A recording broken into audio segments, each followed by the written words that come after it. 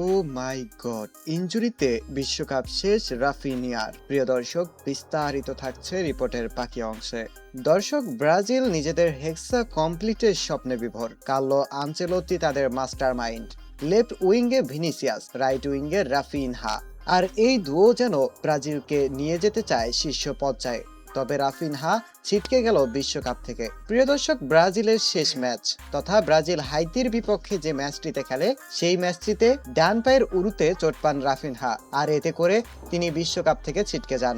দর্শক, সিবিএফ এর medical team জানায় রাফিনিয়ার ইনজুরি সেরে উঠতে কমপক্ষে 6 থেকে 9 মাস সময় লাগবে। আর এই সময়ের মধ্যে তাকে রিকভার করা যেতেও পারে, আবার নাও পারে।